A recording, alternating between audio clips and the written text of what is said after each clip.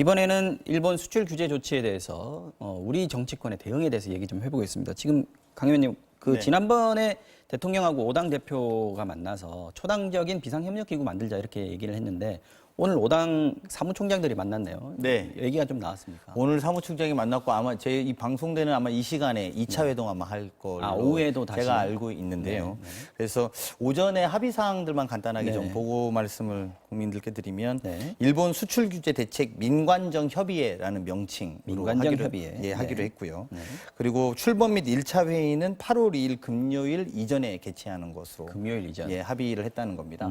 이 시점이 좀 의미가 있겠는데. 네, 8월 2일이 저희가 대비해야 되는 시점이죠. 그러니까 즉 일본이 백색 국가에서 우리를 만약에 배제한다면 그때쯤 발표가 나올 가능성이 있다고 보는 것이고 아마 대통령도 이런 국내외적 정세 속에서 휴가를 반납하신 측면이니까요. 네. 그래서 참여 범위나 이런 것들은 오늘 오후에 지금 2시 반부터 만난다고 제가 알고 있는데요.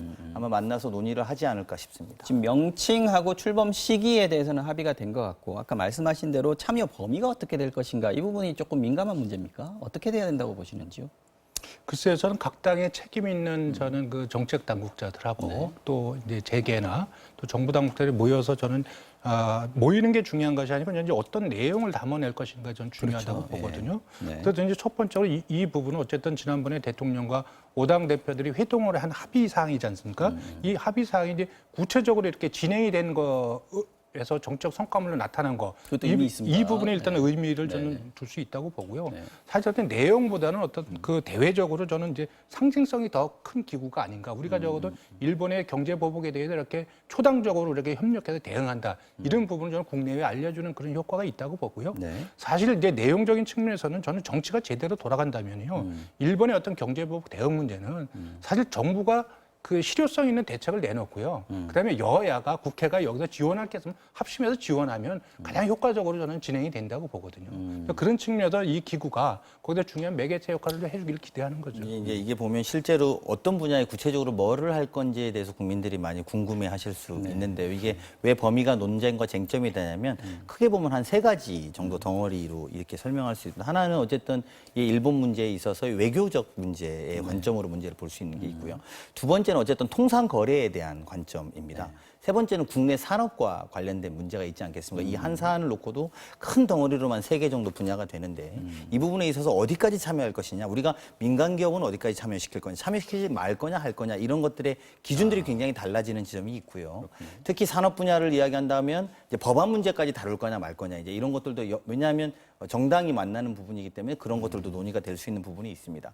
그리고 외교 문제로 봐도 사실은 초당적으로 아주 뭐 낮은 수위는 아닙니다만 뭐 규탄 결의안서부터 구체적으로 어떤 실행을 할 수 있는지를 여러 가지 논의할 수 있는 폭이 있다고 보이기 때문에 아마 구체적인 논의들이 되는 것은 굉장히 범위가 넓다 이렇게 말씀드릴 수 있고 그럼에도 불구하고 굉장히 의미 있는 거다. 저는 대통령을 만나서 이제 그리고 전 개인적으로 정치를 하면서 자꾸 이렇게 칭찬을 좀 해주셔야 될 것 같습니다. 여야 의원들이 다 같이 합의를 했으면 대통령 만나서 큰 성과를 만들어내는구나 이렇게 칭찬을 해서 자꾸 자주 보는 분위기를 좀 여의도 안에서도 만들었으면 하는 바람입니다. 일단 금요일 날 일본이 화이트리스트 배제 결정을 하게 된다. 그 전에 우리가 그 민관정 협의회를 출범시킨다는 것은 효과가 있을 것 같고요. 의미가 있을 것 같고요. 근데 시점상으로 봤을 때 구체적인 어떤 대책이 나오기까지는 시간이 조금 걸리지 않겠습니까? 그렇게 보면 조금 더 늦은 거 아닌가 싶은 생각도 좀 들고요. 사실은 제가 이제 아까 말씀드린 3가지 영역에서 정부는 많이 준비가 되어 있습니다. 근데 저희가 이제 이걸 제가 뭐 말씀드릴 수가 없는 것이 산업적인 측면 같은 경우에 소위 재고 물량은 얼마나 있는지 이런 것들도 점검이 돼야 될 테고요. 그리고 일본과의 문제가 원활하지 않을 때 어디까지 버틸 수 있는 건지 그리고 통상 분야에 있어서 그러면 그걸 대체적으로 수입할 수 있는 루트나 대비는 되어 있는 것인지 오히려 좀 더 어려운 것은 외교 분야입니다. 특히나 일본 같은 경우에는 일본 국내 상황 때문에 외교 문제가 저렇게 들러가는 측면들이 존재하기 때문에 물론 일본의 참여연 선거 이후에 더 이상의 발언이 나오지 않는 것들은 저희가 주목해봐야 될 부분이라고 보는데요. 어쨌든 생각보다 준비가 돼 있고 이것들을 야당과 함께 협조해서 만드는 지점들 이것도 사실 굉장히 중요하거든요. 우리는 또 그 부분에 굉장히 에너지가 많이 들어가는 편이라서요. 그런 것들 좀 같이 논의하는 결과값이 나왔으면 하는 바람입니다. 대통령이 원래 오늘부터 휴가를 가기로 돼 있었는데 반납을 했다 그러고요.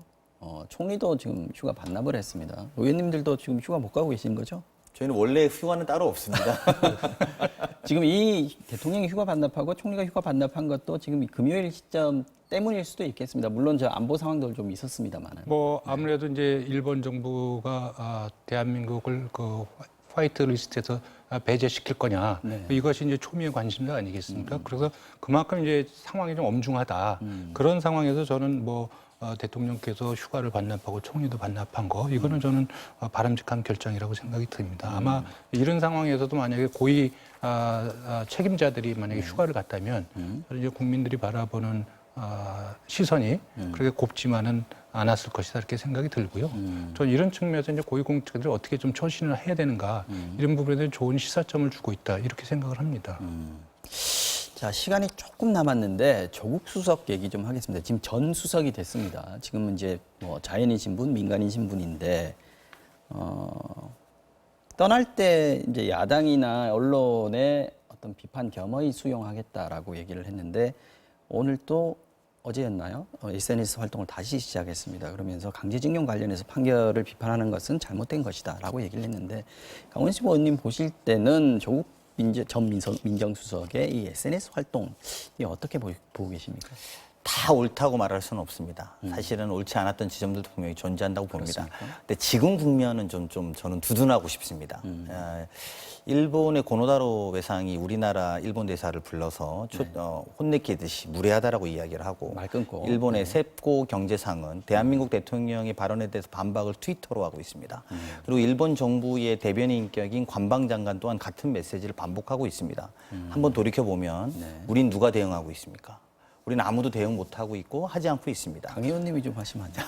예, 저희가 나서야 되는데요. 네. 사실 더 엄밀히 말하면 우리가 외무부 장관이 나서고 사실은 우리의 산자부 장관이 나서서 이렇게 지탄하고 이래야 될 만한 상황이었으면 좋겠습니다. 근데 그럼에도 불구하고 사실 그건 또 신중해야 된다는 목소리 또한 존재하는 게 사실입니다. 네. 근데 그런 면에서 보면 대통령의 법적인 참모로서 동시에 민정수석으로서 했던 부분에 대해서는 불가피한 측면이 있지 않았냐라고 저는 좀 두둔하고 싶고요.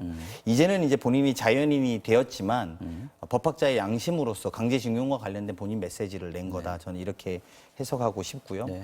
아마 또 저희가 특히 또 이런 부분에 예민한 것이 촛불 정권이다 이렇게 표현할 정도로 사실은 적폐를 이겨보자라고 했던 거기 때문에 이런 법적인 문제에서 보다 단호한 측면도 존재한다 이렇게 보고 말씀드리겠습니다. 이 의원님 생각은 좀 다르실 수도 있을 것 같습니다. 지금 조국 수석 이제 네, 저는 뭐 전혀 다릅니다. 전혀 다르고 이제까지 그 조국 민정수석의 SNS 활동이 저는 좋게 평가받았던 적은 없다고 생각을 합니다. 물론 이제 현재 정부 여당을 뭐 아주 그 강력하게 지지하는 지지층처럼 생각이 좀 다를지 모르겠지만 저는 그 조국 민정수석이 일본을 공격한다면 이해는 하겠지만 조국 민정수석 여기에 관련된 지금 SNS의 대부분의 내용은 이제 국내용으로 친일과 반일을 가르내지끔 몰두하고 있거든요. 이건 굉장히 잘못됐다는 생각이 들고요. 그 최근에 올린 내용만 보면 어떤 내용이냐면 이런 내용이 있습니다. 강제징용 대법원 판결에 대해 한국의 정당과 언론은 일본 정부 주장에 동의하는지 한국 정부 및 대법원 입장에 동의하는지 국민 앞에 밝혀야 한다. 이런 식으로 갈라치기를 하고 있거든요. 실질적으로 대한민국 국민 중에서 대한민국 정당 중에서 아까도 우리가 5당 대표로 해서 민관 합동 기구를 만들었지만 일본 정부 주장에 동의하는 정당이 어디 있겠습니까? 그런 대한민국 국민도 없습니다. 근데 있지도 않은 이런 자꾸 친일 프레임을 만들어가지고 자꾸 갈라서 정치적 이익을 보려고 하는 그런 의심을 하지 않을 수가 없거든요. 저는 굉장히 부적절하고 잘못된 행동이라고 생각을 합니다. 네, 여기서 마무리하겠습니다. 강훈식 의원 그리고 이태규 의원 두 분과 함께 이야기 나눠봤습니다. 두 분 고맙습니다. 네, 고맙습니다.